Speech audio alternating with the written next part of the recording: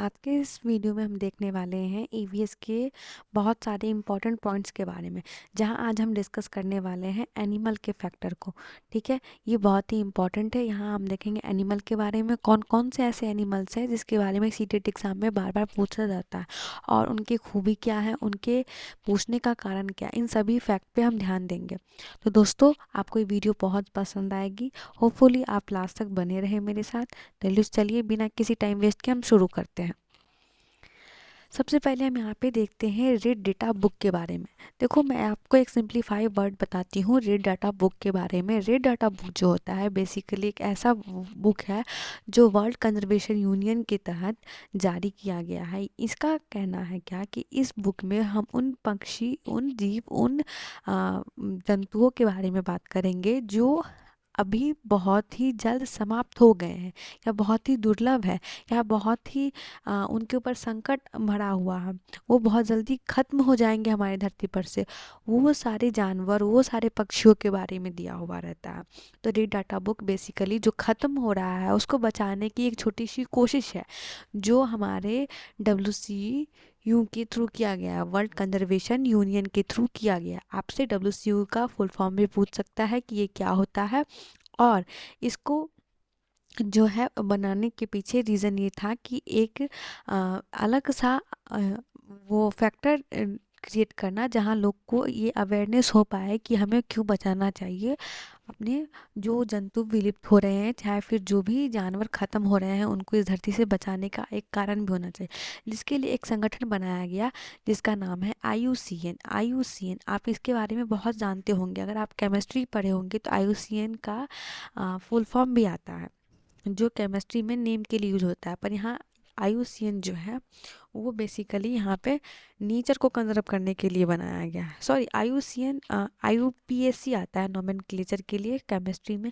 और IUCN जो आता है वो यहाँ पे बायोलॉजी में। इसका फुल फॉर्म होता है international union for conservation and nation.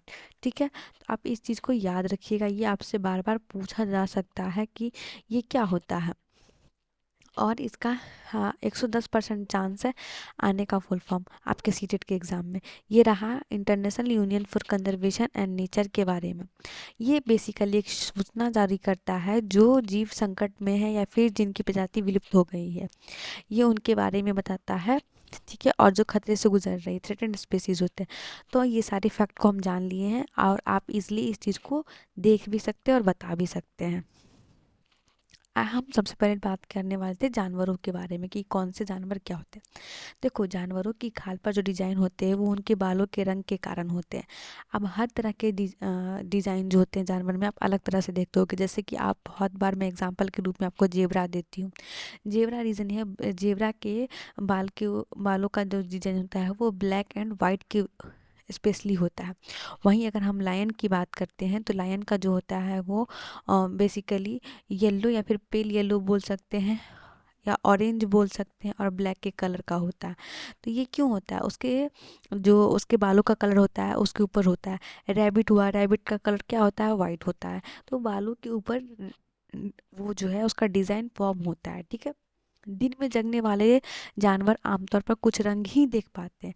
ये एक बहुत ही इंपॉर्टेंट फैक्ट है। आपको ये ऐसा रीजन पूछ सकता है कि क्या जो जानवर दिन में जगते हैं वो सारे रंग को देख पाते हैं या कुछ रंग को देख पाते हैं, इसको आपको पूछ सकता है। रात में जागने वाले जानवर हर चीज़ को सफ़ेद और काली ही देखते हैं। इसका एग्जाम्पल ऑल यानी कि उल्लू, हम सब जानते हैं उल्लू को रात में अक्सर रात में क्या, वो अक्सर रात में ही उड़ता है और रात में ही चलता है, तो उसको हमेशा क्या दिखाई देता है, ब्लैक एंड वाइट में ही दिखाई देता है। तो यहाँ पे बताया गया जो रात में जागते हैं जानवर उनको हर चीज़ें जो है सफ़ेद और काली ही दिखती हैं। बहुत से जानवर किसी खास मौसम में लंबी गहरी नींद में चले जाते हैं, जैसे कि छिपकली। छिपकली आप ऑब्वियसली देखते होंगे कि गर्मी के मौसम में आपके घर में आसानी से दीवारों पे मिल जाएगा, लेकिन भाई ठंड के मौसम में बहुत ही मुश्किल ही या फिर बहुत ही रेयर ही आप कभी किसी छिपकली को देखे होंगे।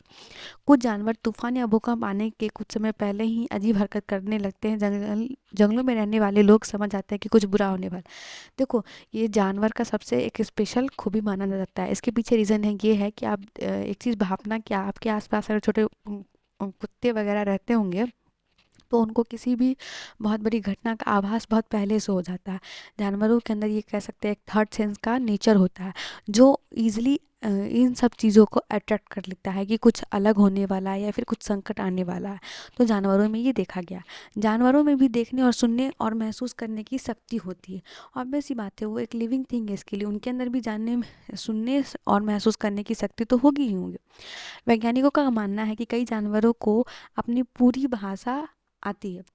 हर जानवर एक दूसरे से कम्युनिकेट करता है, आप इस चीज़ को नोटिस करना। मैं आपको एग्जांपल देती हूँ। अगर आप अपने आसपास में कभी गांव में हो तो आप ये बात नोटिस करना कि अगर किसी एक घर में एक गाय होती है, अगर वो आवाज़ लगाने लगती है तो बाकी सारी सारी गाय भी उसको देख के आवाज़ लगाने लगती है। इसके पीछे रीज़न क्या होता है? एक गाय उसकी भाषा समझ रही होती है तो दूसरी भी उसकी भाषा समझ रही होती है। अब बहुत बार छोड़िए गाय, बहुत रहा किसी किसी के लिए दुर्लभ होता है, लेकिन आमतौर पर सड़कों पे कुत्तों का मिलना बहुत आसान ही होता है। आप बहुत सारे स्ट्रीट डॉग्स को देखते होंगे कि अगर कोई एक डॉग बहुत ज़्यादा भौंक रहा है तो उसको देख करके बाकी दूसरे भी भौंकना स्टार्ट कर देते हैं, और भौंकने में वो जो भी आपस में वार्तालाप कर रहे हो पर वो करने लगते हैं। क्यों? उनको भी कहीं ना कहीं एक दूसरे से कम्युनिकेशन करना आता है, उनकी भी एक अपनी एक पूरी भाषा है, इस वजह से वो ऐसा कर रहे होते हैं। जिन जानवरों के बाहरी कान व शरीर पर बाल होते हैं वो बच्चे देते हैं। ये इंपॉर्टेंट है, इनको बेसिकली मैमल्स की कैटेगरी में रखा जाता है। जिन जानवरों के बाहरी कान व शरीर पर बाल नहीं होते वो अंडे देते हैं, ये बहुत ज़रूरी है। आप इसका एग्जाम्पल पक्षी देख सकते हैं। पक्षी के बाहरी कोई कान नहीं होते हैं, ठीक है, और उनका शरीर जो होता है वो किसी तरह का बाल से नहीं बना हुआ होता है, उनका बाल हमेशा बढ़ नहीं रहा होता। आप ये चीज़ को नोटिस करना, ठीक है, तो इसलिए वो अंडे ही देते हैं। स्तनधारियों की विशेषता में इनके शरीर पर बाल पाया जाना और कान के मध्य भाग में 3 अस्थियां, मेलियन इनकसोरेस्टेप। मेलियन इनकसोरेस्टेप्स जो होते हैं वो हमारे कान के अंदर 3 बोन होते हैं, 3 बोन पाए जाते हैं हमारे ईयर में, उसको ही मेलस और इनकसोरेस्टेप्स का नाम दिया जाता है। यदि कुछ प्रजातियों को छोड़ दे तो लगभग सभी स्तनधारी वर्ग के जंतु बच्चे देते, तथा जिन जानवरों में यह नहीं पाए जाते वे अंडे देते हैं। चलिए, अब ये तो रहा एनिमल्स की बेसिक कैटेगरी, जिसको जानना बहुत ही इंपॉर्टेंट था, हम इन सब के बारे में जान लिए हैं। अब हम देखते हैं एनिमल्स, स्पेसिफिकली एनिमल जो किसका क्या अलग महत्वपूर्ण है, क्या उसमें एक अलग विचारधारा है, उसके बारे में। सबसे पहले यहाँ पे हम देखने वाले हैं स्लॉथ के बारे में। देखो ये है स्लॉथ। स्लॉथ जो होता है बिल्कुल दिखने में भालू की तरह होता है, पर वो भालू से अलग होता है। ये दिन में करीब 17 घंटे पैरों से उल्टे लटक कर आराम से सोते रहते हैं। इनको सबसे लेज़ी कहा गया है। अगर हम जानवरों में बात करें तो सबसे लेज़ी जो होता है वो स्लॉथ ही होता है। 40 वर्ष के अपने जीवन में सिर्फ 8 पैरों पर ही घूमते हैं। सोचो, इनका पूरा जीवन काल लगभग कितने वर्ष का होता है? 40 वर्ष का होता है, जिसपे ये सिर्फ और सिर्फ 8 पैरों पर ही घूम पाते हैं। और वो एक पेड़ से दूसरे पेड़ भी तब जाते हैं जब इन्हें बहुत ज़्यादा भूख लगती है, तभी ये एक पेड़ से दूसरे पेड़ पर ट्रांसफ़र करते हैं, या फिर वहाँ की पत्तियाँ ख़त्म हो गई होती है खाते खाते उस पेड़ की पत्तियाँ, तो ये दूसरे पेड़ पे जाते हैं, वरना ये जाते ही नहीं हैं, एक ही पेड़ पे लटके रहते हैं। और कम से कम समझिए हुए 17 घंटे पेड़ पे सो जाते हैं लटके लटके। नेक्स्ट हम देखते हैं बाघ के बारे में। बाघ बहुत ही कॉमन है, हम सबने बचपन से इसके बारे में पढ़ा, और आज हम इसकी और भी कुछ विशेषताएं देखते हैं। बाघ अंधेरे में हमसे 6 गुना बेहतर देख सकता है, इसीलिए ये बहुत ही आसानी से अपना शिकार कर सकता है, और इसका इसका शिकार बनने के बाद किसी का भी बचना बहुत मुश्किल होता है। बाघ की मूंछें हवा में हुए कंपन को भांप लेती है, जिससे उसे शिकार की सही स्थिति का पता चल जाता है, और इससे वो अंधेरे में रास्ता ढूंढ लेता है। यानी कि बाघ की जो मूंछें हैं वो बहुत ही इंपॉर्टेंट होती है, क्योंकि वो जो है वो अंधेरे में भी उसकी जो मूंछें हैं वो इशारा बता देती है कि उसका शिकार कहाँ है, किधर घूम रहा है, क्या कर रहा है, उसके बारे में, ठीक है। बाघ अपने इलाके में मूत्र करके अपनी गंध छोड़ता है, दूसरा बाघ इस गंध को तुरंत पहचान लेता है। ये एक उनका सिंबॉलिक तरीका होता है कि वो एक से दूसरे को नोटिस पहुंचा देते कि मैं इधर जा रहा हूँ, चाहे यहाँ हूँ, ठीक है। बाघ मौके के अनुसार अपनी आवाज़ बदलता रहता है। बाघ का गुराना 3 किलोमीटर दूर तक सुना जा सकता है। देखिए, आपसे ये इंसिडेंट पूछा जा सकता है कि बाघ का गुराना कितने किलोमीटर तक सुना जा सकता है, तो लगभग 3 किलोमीटर तक, ठीक है। बाघ के दोनों कान बाहर की आवाज़ इकट्ठा करने के लिए अलग अलग दिशाओं में बहुत ज़्यादा घूम भी जाते हैं। सोचो, ये बहुत ही चौकन्ने होते हैं, साथ ही साथ इनको हर एक आवाज़, हर एक आहट का बहुत ख्याल होता है। ये अपनी आहट और आवाज़ से ही किसी शिकार को शिकारी मतलब किसी भी शिकारी का अपना शिकार बनाते हैं। नहीं तो कोई भी चीज़ ऐसा नहीं है जो इनके फेवर में नहीं हो रहा होता है। बाघ हवा से पत्तों के हिलने और शिकारियों की झाड़ियों में हिलने से हुई आवाज़ के अंतर को तुरंत भांप लेते हैं। सोचे इनका कितना वो थर्ड सेंस काम करता है कि इनको पता है कि एक्चुअल हवा से कौन सा पत्ता हिल रहा है और शिकारी की झाड़ी से कौन सा पत्ता हिल रहा है। मतलब आप कहीं छुप भी रहे हो तो वो इनको भी पहचान लेंगे। ठीक है, ये सारी रहे बाघ के बारे में। अब हम यहाँ पे देखने वाले हैं हाथी के बारे में। हाथी को पानी और कीचड़ में खेलना बहुत पसंद होता है, इसलिए इससे शरीर को ठंडक मिलती रहती है। इस वजह से इसको पानी बहुत पसंद होता है। ऑब्वियस सी बात है, आपने बचपन से अभी तक हाथी के बहुत सारे पिक्चर्स देखे होंगे, वहाँ पे मोस्टली हाथी जो होता है वो पानी के पास ही देखा गया होता है। हाथी के कान पंख जैसे होते हैं, पंखे जैसे होते हैं, क्योंकि इनका ये ही सबसे बड़ा ऑर्गन माना जाता है। मतलब बाहरी ऑर्गन स्ट्रक्चर के रूप में यही माना जाता है। गर्मी लगने पर हाथी अपने कान हिलाकर हवा कर लेते हैं, वो खुद का हवा अपने कान से ही कर लेते हैं। 3 महीने का हाथी का वजन लगभग 200 किलोग्राम का होता है। ये बहुत ही इंपॉर्टेंट है, ये बहुत बार सीटेट में पूछा गया है कि 200 किलोग्राम किसके बच्चे का वजन होता है, तो हम कह सकते हैं 3 महीने के हाथी के बच्चे का। ठीक है, एक बड़ा हाथी दिन में 100 किलोग्राम से ज़्यादा पत्ते और झाड़ियाँ खा लेता है। ये भी आपका इंपॉर्टेंट पॉइंट है, इसके बारे में भी बार बार पूछा जाएगा। हाथी बहुत कम आराम करता है, एक दिन में केवल 2 से 4 घंटे ही सोता है।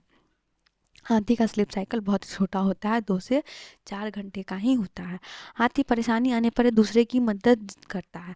इस झुंड में 10 या 12 हथनी और बाकी बच्चे रहते हैं। इनके झुंड में अक्सर 10 से 12 हथनी होती हैं, बाकी सारे जितने होते हैं वो बच्चे होते हैं। और जब बच्चे बड़े हो जाते हैं तो इनके झुंड छोड़ के वो कहीं दूसरे झुंड में भी चले जाते हैं।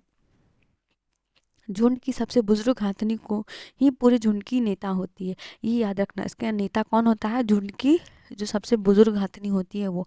इस झुंड में 10 या 12 हथनियों और बाकी बच्चे होते हैं। 14-15 साल तक हाथी इस झुंड में रहते हैं और फिर वह झुंड से छोड़कर चले जाते हैं। ठीक है, नेक्स्ट देखते हैं हम लंगूर के बारे में। जंगल में ऊंचे पेड़ पर बैठा लंगूर अपने पास आती मुसीबत को देखकर एक खास आवाज़ निकालकर अपने साथियों को संदेश देता है और उन्हें चौकन्ना करता है। लंगूर में ये सबसे बड़ा खूबी होता है कि किसी भी वो मुसीबत को देखता है तो एक खास आवाज़ निकालता है, जिससे अपने साथियों के साथ साथ आसपास को भी चौकन्ना कर देता है। नेक्स्ट देखते हैं मगरमच्छ। मगरमच्छ के छोटे छेद जैसे कान होते हैं लेकिन आसानी से दिखाई नहीं देते हैं। यानी मगरमच्छ के पास कान भी होता है लेकिन वो दिखाई नहीं देता है। छिपकली का भी छोटा छेद जैसा कान होता है लेकिन वो भी दिखाई नहीं देता है। मछलियाँ के बारे में देखते हैं। मछलियाँ खतरों की चेतावनी एक दूसरे को जिलेबी तरंगे से देती है। मतलब अगर पानी में बहुत ज़्यादा इस तरह से तरंगे बन रहे होते हैं, इस तरह से तरंगे बन रहे होते हैं, मतलब कोई बहुत बड़ी संकट की बात है, ऐसा मछलियाँ करती हैं। डॉल्फिन भी अलग अलग तरह की आवाज़ें निकालती है और एक दूसरे से बात करती है। डॉल्फिन यानी मैंने इससे पहले बताया था एनिमल्स के कैरेक्टरिस्टिक में कि हर जीव की अपनी अपनी एक अलग भाषा है, वो अपनी अपनी भाषा में भी एक दूसरे से बात करते हैं। दूसरा देखते हैं, गिलहरी के दांत हमेशा बढ़ते रहते हैं। दांतों से काटने और कुतरने के कारण इनके दांत घिस जाते हैं। ये बहुत फैक्ट है। ऐसा पूछा जाए है कि ऐसे कौन सा जानवर है जिसके दांत हमेशा बढ़ते रहते हैं और उसको खाने की वजह से, उस कुतरने की वजह से उनका दांत जो है घिसता है, तो वो होता है गिलहरी। इसके बारे में क्वेश्चन आ गया है, आप इस चीज़ को इम्पोर्टेंट समझ के याद ज़रूर कर लीजिएगा। बिल्ली के दांत नुकीले होते हैं जो मांस को फाड़ने और काटने के काम आते हैं। ठीक है, गाय के आगे के दांत पत्तों को काटने के लिए होते हैं और पीछे के दांत चपटे और बड़े होते हैं जो घास को चबाने के लिए होते हैं। ठीक, नेक्स्ट देखते हैं सांप के बारे में। हमारे देश में केवल 4 तरह के जहरीले सांप होते हैं। इनके नाम है नाग, करैत, दुबोइया और अफाई। ये ही 4 तरह के जहरीले सांप हमारे देश में पाए जाते हैं। जब सांप किसी को काटता है तो उसके 2 खोखले जहर वाले दांतों से उस व्यक्ति के शरीर में जहर चला जाता है। सांप सांप के अंदर 2 खोखला इस तरह का दांत निकला हुआ होता है, वही उसको काटता है और वही दांत चुभने से उसके अंदर जहर जो है ट्रांसफ़र हो जाता है। इस जहर से बचने के लिए उस व्यक्ति को सीरम नाम की दवाई दी जाती है जो सांप के जहर से ही बनाई जाती है। क्यों ये इसलिए दिया जाता है क्योंकि जहर ही जहर को काटता है। यानी कि बेसिकली लोहा लोहा को जैसे कहते हैं ना कि काटता है, वैसे जहर जहर को ही काटता। तो वहाँ जहर को काटने के लिए ही एक जहर सांप के जहर से बनी हुई एक औषधि के रूप में दवाई दी जाती है। सांप के दांत नुकीले होते हैं, लेकिन वह अपने शिकार को चबाकर नहीं खाता बल्कि पूरा निगल जाता है। आप ये देखे होंगे अक्सर। ये चीज़ समझने के लिए आप अजगर या फिर बहुत बड़ा एनाकोंडा का फिगर याद करिए अपने मन में, क्योंकि आप अक्सर उनको देखे होंगे जब भी वो भोजन ग्रहण करते हैं तो पूरा का पूरा जीव जो है वो निगल जाता है, और उसके पेट में आप बहुत बड़ा ऐसा वो देखे होंगे स्ट्रक्चर के रूप में। सांप के बाहरी कान नहीं होते, वो जमीन पर हुए कंपन को ही सुन पाता है, यानी कि सांप के पास किसी प्रकार का कान नहीं होता। सपेरे को कालबेलिया भी कहते हैं। कालबेलिया नाच में सांप जैसी मुद्राएं होती है। देखो कालबेलिया के बारे में बहुत कुछ पूछा भी जाएगा, और आने वाले सीरीज में हम कालबेलिया के बारे में देखेंगे भी और कालबेलिया के बारे में जानेंगे भी। नेक्स्ट देखते हैं कुत्ता। कुत्ता के बारे में देखते हैं। कुत्तों की गलियों में अपनी जगह बटी हुई होती है। एक कुत्ता दूसरे कुत्ते के मल मूत्र की गंध से जान लेता है कि ये इसके इलाके में बाहर का कुत्ता आया था। तभी तो ये अक्सर एक दूसरे के ऊपर भौंकते हैं। क्यों? क्योंकि इनका अपना अपना वो गली का डिस्ट्रीब्यूशन हो गया है कि ये तेरा गली है, वो मेरा गली है, यहाँ तक मैं जाऊँगा, वहाँ तक तू जाएगा। कोई बाहरी कुत्ता आता है तो उसकी पेशाब की गंध से ही ये समझ जाते हैं कि इसके इलाके का कुत्ता नहीं है, बाहर का कुत्ता है। तभी सारे कुत्ते मिल करके उस कुत्ते पर झपटने लगते हैं, भौंकने लगते हैं। ये अक्सर हम सब आपने अपने निजी जीवन में बहुत ज़्यादा देखा होगा। नेक्स्ट देखते हैं केंचुआ। केंचुआ बहुत ही इंपॉर्टेंट है, इसके बारे में बार बार क्वेश्चन पूछा जाता है। केंचुआ जमीन में छेद बनाकर मिट्टी को मुलायम कर देते हैं, और जमीन को इन छेदों से हवा और पानी मिल जाता है। देखो जो बंजर ज़मीन होती है, अगर वहाँ पे कछुआ रहता है तो वो क्या करता है, बेसिकली मिट्टी के अंदर छेद करता रहता है, और छेद करने से क्या होता है कि उस मिट्टी के अंदर छेद होने के कारण उसके अंदर इजीली हवा और पानी चला जाता है, तो वो बंजर ज़मीन भी जल्दी से फर्टाइल हो जाता है। तो केंचुए मृत पत्तियों और पौधे को खाते हैं, और इनके मल से ज़मीन उपजाऊ बनती है। ये जो पत्तियां मर जाती है, पेड़ से गिर जाते हैं, या फिर जो पौधे खराब हो जाते हैं, ये बेसिकली उसी को खाती है। और जब वो खाती है तो इनका जो मल निकलता है उस खाने के बाद, तो वो बहुत ही ज़्यादा हेल्पफुल होता है हमारे मिट्टियों के लिए। तो देखो ये बेसिकली बंजर ज़मीन को भी एक तरह से फर्टाइल कर रही है। इनका मल मूत्र भी ज़मीन की उपजाऊ के लिए बहुत इंपॉर्टेंट है। तो ये एक तरह से खेतों को फ़ायदा दे रही है, और खेतों में फ़ायदा होने से सबसे ज़्यादा फ़ायदा किसको होता है? किसान को। इसलिए इसको क्या कहा गया है? किसानों का मित्र कहा गया। अगर आपसे पूछा जाए कि किसानों का मित्र किसको कहा गया है, तो आप कहोगे केंचुए को कहा गया। नेक्स्ट देखते हैं चींटियाँ। चींटियाँ के बारे में देखते हैं। चींटियाँ मिलजुल कर रहती हैं, और चींटियों का काम बटा रहता है। रानी चींटी हमेशा अंडे देती है, और सिपाही चींटियाँ बिल का ध्यान रखती है। काम करने वाली चींटियाँ जोवन ढूंढती कर बिल तक लाती है, यानी कि खाना ढूंढ करके बिल तक लाती है। चींटियाँ चलते समय जमीन पर कुछ गंध छोड़ती है, जिसे सूंघकर पीछे आने वाली चींटियों को रास्ता मिल जाता। इनका भी अपना एक टेक्निक है गंध छोड़ने का, जिससे वो पीछे की जितनी भी चींटियाँ हैं उसको डायरेक्ट कर रही होती है। नेक्स्ट देखते हैं मच्छर। मच्छर के बाद मच्छर हमारे शरीर की गंध, खासकर पैरों के तलवों की, और हमारे शरीर की गर्मी से हमें ढूंढ लेते हैं। ठीक है। अब आप सोचते होंगे कि मच्छर कहाँ से चलाता है, मुझे देखता है मच्छर चलाता है। आपके पैरों की तलवे की जो गंध होती है उससे, और आपके शरीर के अंदर से जो गर्मी निकल रही होती है, मच्छर उसी की वजह से आपको ढूंढ पाते हैं। मच्छर अक्सर पानी में ही अंडे देते हैं। डेंगू, मलेरिया, चिकनगुनिया बीमारी मच्छरों के द्वारा ही फैलती है। रुके हुए पानी में या इकट्ठा हुए पानी में मलेरिया के मच्छर पैदा होते हैं। इसलिए मच्छरों के प्रजनन को रोकने के लिए पानी में तेल डालना उचित रहता है। इससे पानी का पृष्ठ तनाव कम हो जाता है, और ऑक्सीजन की आपूर्ति रुक जाती है, जिससे मच्छरों का लार्वा मर जाता है। तो आप ये देखें कि हमें कभी भी जमा हुआ पानी नहीं रखना चाहिए। इसके पीछे रीज़न क्या होता है? अगर हम कहीं भी जमा हुआ पानी रखते हैं तो वहाँ पे क्या होता है, मच्छरों का लार्वा जन्म ले लेता है। मच्छरों का लार्वा ही क्या करता है, आगे जा करके मच्छर के रूप में बदलता है। तो हमें कभी भी ऐसे खुला हुआ पानी, जमा हुआ पानी इकट्ठा नहीं करना चाहिए। अगर हम करते हैं तो उसमें तेल डालना चाहिए। तेल डालने से क्या होता है कि उसका जो डेंसिटी होता है वो कम हो जाता है, और कम होने की वजह से वहाँ पे ऑक्सीजन का लेवल भी ख़त्म हो जाता है। तो उससे क्या होगा, जो लार्वा बन रहा होगा उस पानी के अंदर वो मर जाएगा। नेक्स्ट देखते हैं रेशम का कीड़ा। रेशम का कीड़े के बारे में बस एक ही बात कहा गया कि रेशम का कीड़ा अपनी मादा को इस गंध से कई किलोमीटर की दूरी से ही पहचानता है। यानी कि ये लॉयलिटी की बात कर रहा है कि एक मादा जो है वो अपनी जो उसकी फीमेल पार्टनर होती है उसको बहुत दूर से ही उसके गंध से ही पहचान लेता है, यानी उसकी खुशबू से ही उसको ईजिली पहचान लेता है। नेक्स्ट देखते हैं चूहा। चूहों की देखने की क्षमता कम होती है, लेकिन इनके सूंघने और छूने और टेस्ट करने की क्षमता सबसे अधिक होती है। तो ये रहा हमारा सारा एनिमल्स के बारे में। कल की वीडियो में हम देखने वाले हैं पक्षी के बारे में। हम इन बहुत ही कम टाइम में आपसे गुजारिश करेंगे कि आपका हर एक पॉइंट, हर एक इम्पॉर्टेंट फैक्टर इजीली कंप्लीट हो जाए। होपफुली आपको ये वीडियो पसंद आई हो। अगर अच्छा लगा हो तो प्लीज़ लाइक करें, शेयर करें एंड सब्सक्राइब करें। आपकी लाइक, शेयर एंड सब्सक्राइब से हमें बहुत मोटिवेशन मिलता है। कल की सीरीज़ में ज़रूर आइएगा जहाँ हम पक्षी के बारे में डिस्कस करेंगे। तो मिलते हैं नेक्स्ट वीडियो में, तब तक के लिए keep learning, keep enjoying. Thank you so much.